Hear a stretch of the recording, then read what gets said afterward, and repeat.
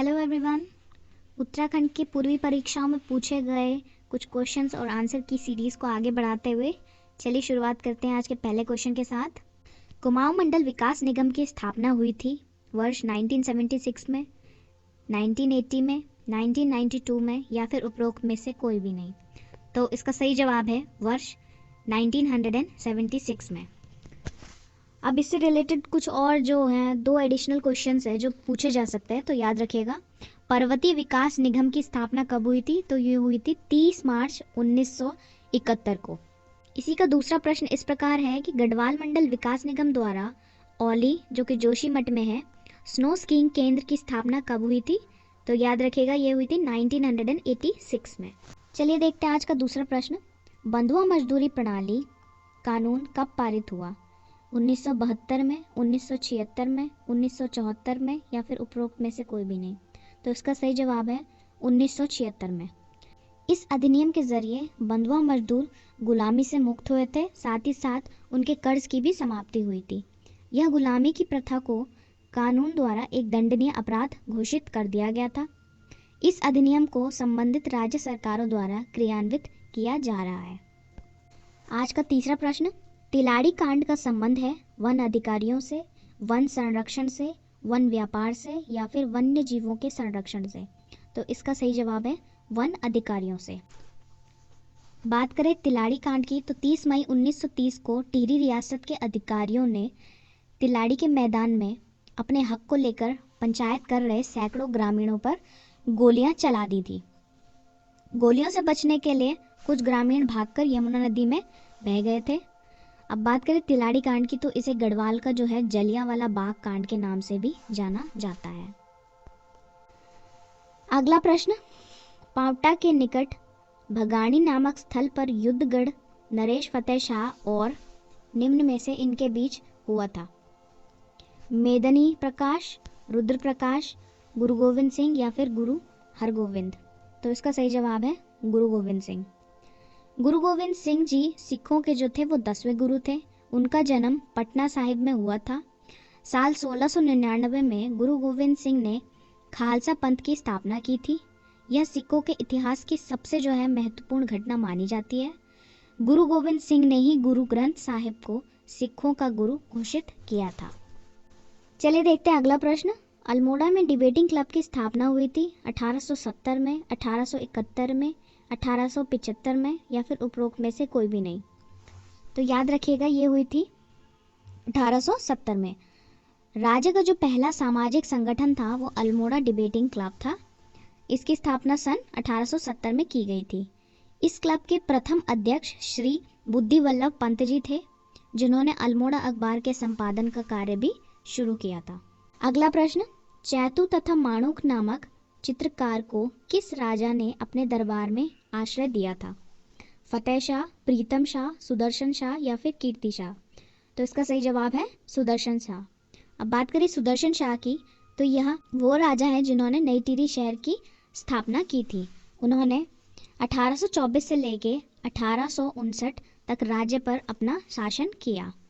सुदर्शन शाह द्वारा सभासर की रचना 1828 ईस्वी में की गई, जिसमें पंवार वंश के वंशजों की जानकारी मिलती है। अगला प्रश्न। निम्न में से किसे पद्मश्री सम्मान प्राप्त नहीं हुआ है? पुष्पेश पंत, शेखर पाठक, अनिल प्रकाश जोशी या फिर केपी नौटियाल? तो इसका सही जवाब है केपी नौटियाल। अब हम इस ईयर के जो पद्मश्री अवार्ड्स हैं उनकी बात कर लेते हैं। तो उत्तराखंड के अनिल प्रकाश जोशी को समाज सेवा के क्षेत्र में उनके योगदान के लिए पद्म भूषण से सम्मानित किया गया है। उसके अलावा कल्याण सिंह रावत जी को समाज सेवा के लिए उनके उल्लेखनीय योगदान के लिए पद्मश्री से सम्मानित किया गया है। और इस वर्ष का जो तीसरा पद्म पुरस्कार विजेता है वो है डॉक्टर योगी एरोन। योगी एरोन को चिकित्सा के क्षेत्र में उनके उत्कृष्ट योगदान के लिए पद्मश्री पुरस्कार से नवाजा गया है। चलिए देखते हैं अगला प्रश्न। विदेशी विनिमय प्रबंधन कानून फेमा किस वर्ष में लागू किया गया?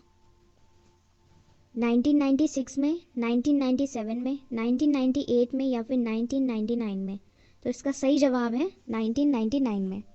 अगर हम बात करें विदेशी मुद्रा प्रबंधन अधिनियम की तो इसका उद्देश्य विदेशी व्यापार और भुगतान को सुविधाजनक बनाना है तथा भारत में विदेशी मुद्रा बाजार के व्यवस्थित विकास और अनुरक्षण को बढ़ाना है। फेमा की फुल फॉर्म अगर आप देखें तो यह है फॉरेन एक्सचेंज मैनेजमेंट एक्ट। चलिए देखते हैं अगला प्रश्न। टिहरी बांध परियोजना से बिजली उत्पादन प्रारंभ हुआ सन 2008 में, 2007 में, 2006 में या फिर 2005 में? तो इसका सही जवाब है 2006 में। अगर हम बात करें टिहरी जल विद्युत परियोजना की, तो टिहरी जिले में भागीरथी और भिलंगना नदी के संगम पर बने टिहरी बांध निर्माण को वर्ष 1972 में स्वीकृति मिली और वर्ष 1978 में बांध का निर्माण कार्य शुरू हुआ। भूकंप से नुकसान को रोकने के लिए जो है टिहरी बांध को रॉक फिल टाइप बनाया गया है। जुलाई 2006 में टिहरी बांध से विद्युत उत्पादन शुरू किया गया। टिहरी बांध से फिलहाल जो है वो 1000 मेगावाट और कोटेश्वर बांध से जो है 400 मेगावाट की बिजली का उत्पादन हो रहा है। चलिए देखते हैं अगला प्रश्न। प्रजाबंधु नामक समाचार पत्र के प्रकाशन का श्रेय जाता है जयदत्त वेला को, कृपाराम मिश्रा को, रामप्रसाद बोगड़ा को या फिर उपरोक्त में से कोई भी नहीं? तो इसका सही जवाब है जयदत्त वेला को। अगला प्रश्न। कुमाऊं मोटर ओनर्स यूनियन की स्थापना किस वर्ष में हुई थी? 1938, 1939 या 1940 या फिर उपरोक्त में से कोई भी नहीं? तो इसका सही जवाब है 1939 में। ये जो है वो केमू नाम से प्रसिद्ध है। उत्तराखंड के कुमाऊं क्षेत्र में बस सेवा प्रदान करने वाली यह एक निजी कंपनी है। 1939 में 13 निजी कंपनियों के विलय द्वारा अस्तित्व में आई गई। अगला प्रश्न। खशकुरा भाषा का संबंध है गोरखाली से, तिब्बती से, गढ़वाली से या फिर कुमाऊनी से? तो इसका सही जवाब है गोरखाली से। चलिए देखते हैं अगला प्रश्न। मंगोलों ने किसके शासन में भारत पर आक्रमण किया? इल्तुतमिश, रजिया, बलबन या फिर जलालुद्दीन? तो इसका सही जवाब है इल्तुतमिश की। इल्तुतमिश की बात करें तो इल्तुतमिश दिल्ली सल्तनत का वास्तविक संस्थापक कहलाता है। इल्तुतमिश का शासनकाल जो था वो 1210 ईस्वी से लेके 1236 ईस्वी तक था। जो हम देखें तो टोटल वो है 26 वर्ष का। यह जो था वो कुतुबुद्दीन ऐबक का दामाद एवं गुलाम था।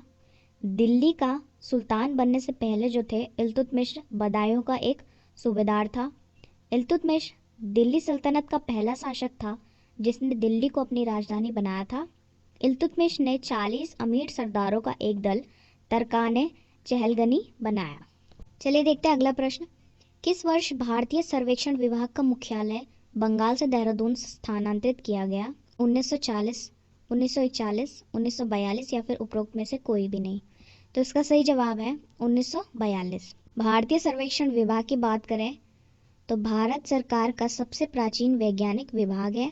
इसका गठन जो है वो सन 1767 में हुआ था और इसका जो मुख्यालय है वो देहरादून में स्थित है।